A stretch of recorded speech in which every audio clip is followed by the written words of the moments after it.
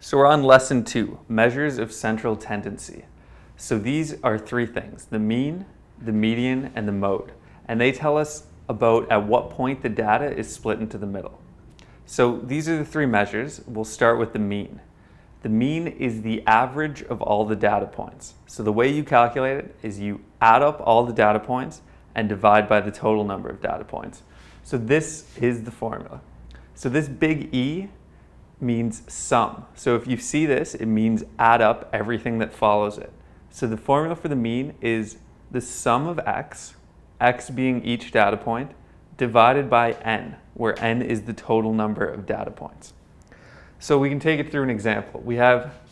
Here we have some data. So to calculate the mean, we take up the sum of all these points, which means add them up. So 3 plus 5 plus 6 plus 8 plus 9 plus 0 plus 1 plus 300 plus 0 equals 332. And we divide it by the total number of points, which in this case is 9. And that gives us the mean of 36.9. So the symbol for mean is called x bar. It's x with a line right above it. So if you ever see x bar, you know we're talking about the mean. So there's different types of mean. There's the weighted mean. So the weighted mean occurs when specific data points are worth more than the other data points. So it'd be like a situation where you're applying for a job and they weight your education as more important than your score on an IQ test. So the way to calculate that one, we see the formula, the sum of xw, where x is the data point and w is the weighting factor. So in this case, you sum up the data point times the weighting factor, plus the next data point times the next weighting factor, and so on. And instead of dividing it by the total number of points in this case, you divide it by the sum of the weights. And then the final type we have is if we're dealing with group data, the type you'd see in a histogram or with a continuous variable. The data is going to be presented in ranges, stuff like 0 to 4, 0 to 8.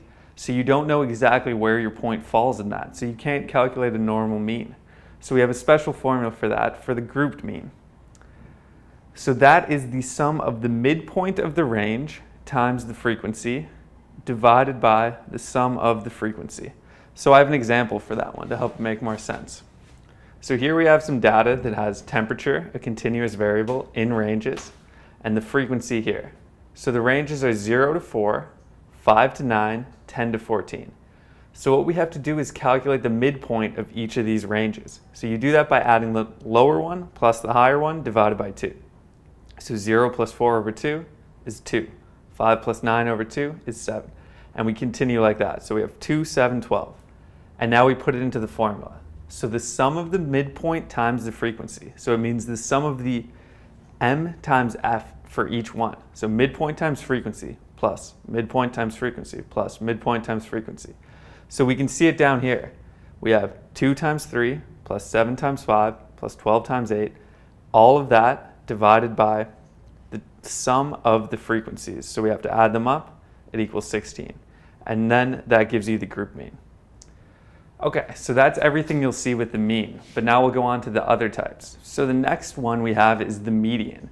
So you calculate the median by lining all the data up from smallest point to largest point, and then circling the exact middle point. So as you can see, we've done this here. We line it up from smallest to largest, and then you tick off each one as you go down until you're left with one point in the middle. Now, if you're using an even number of data points, and you have 2 points in the middle, what you do is you find the average of the 2 middle points. And the final one is the mode. The mode is the easiest to calculate. It's the most frequently occurring number. So you can have multiple modes or you could have no modes. You basically just look and what number appears the most, and that's the mode. The median is a bit more tricky to calculate for group data because you can't line the points up because they're in ranges. So what you have to do for that is you have to total the frequency and then divide by 2. So if we were to look at this data right here, the median would fall on the 8th point. Because the frequency adds up to 16, half of that would be 8, so that's where the median would fall. And then we have to find what range it falls in. So the 8th point will appear, this group contains only the first 3, the next group contains the next 5, So the 8th point will fall in here, which means the median will be in the 5 to 9 group. And the mode for group data is pretty easy. You just look at the group that has the highest frequency. So in this one, 8 is the highest frequency, which means the 10 to 14 group is the mode.